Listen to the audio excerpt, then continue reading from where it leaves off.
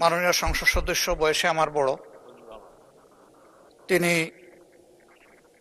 মুক্তিযুদ্ধে তার অবদান সবকিছুই বলেছেন, কিন্তু নিজের অবদান বলতে গিয়ে আরেকজনের অবদানের উপরে হাতুড়ি পিটানোর অধিকার কাউকে দেওয়া হয়।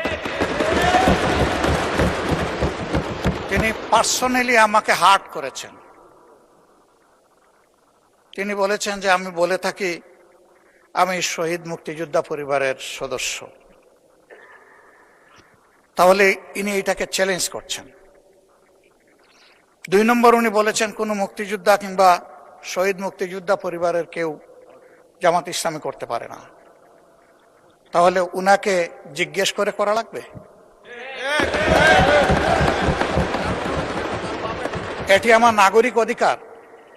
আমি কোন দল করব, কোন আদর্শ আমি অনুসরণ করব, এর উপর হস্তক্ষেপ করার ন্যূনতম কোনো অধিকার রাষ্ট্র কিংবা সংবিধান কাউকে দেয়নি। আমি এটার তীব্র নিন্দা জানাই। আমার আইডেন্টিটি নিয়ে প্রশ্ন করা হয়েছে, এটা গুরুতর অপরাধ করেছেন উনি। আবার আমার আদর্শ সিলেকশনের ব্যাপারে উনি কথা বলেছেন, এটা বাড়তি অপরাধ করেছেন। আমি অনুরোধ করব মাননীয় স্পিকার, তার এই অসংসদীয় অংশটা এখান থেকে যেন এক্সপাঞ্জ করা হয়। শেষে গিয়ে উনি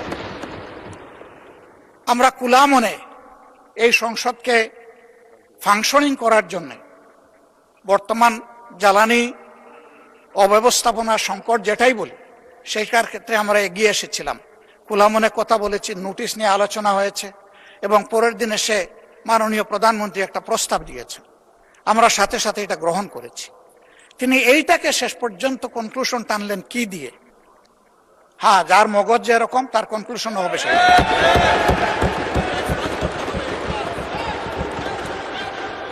তার মতো একজন প্রবীণ ব্যক্তির কাছ থেকে, রাজনীতিবিদদের কাছ থেকে আমি এই ধরনের আচরণ আশা করিনি।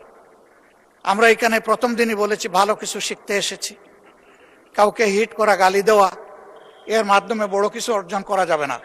কিছু গোলাবাজি হতে পারে বড় জোর, কিন্তু তার চাইতে বেশি কিছু হবে না। আর সাধারণত যুক্তি যখন ফুরিয়ে যায়, মাথা তখন গরম হয়ে যায়। একটা প্রবাদ আছে, রেগে গেলেন তো হেরেই গেলেন। আমরা সবাই মিলে হারতে চাই না, আমরা সবাই মিলে জিততে চাই। এই জন্য সবাই যেন মাথাটা একটু ঠান্ডা রেখে যুক্তির সাথে সত্য নির্ভর কথাগুলা বলি, তাতে অবশ্যই দেশবাসী উজ্জীবিত হবে, এই সংসদের প্রতি মানুষের আস্থা তৈরি হবে এবং দেশটাকে নিয়ে সবাই মিলে আমরা সামনে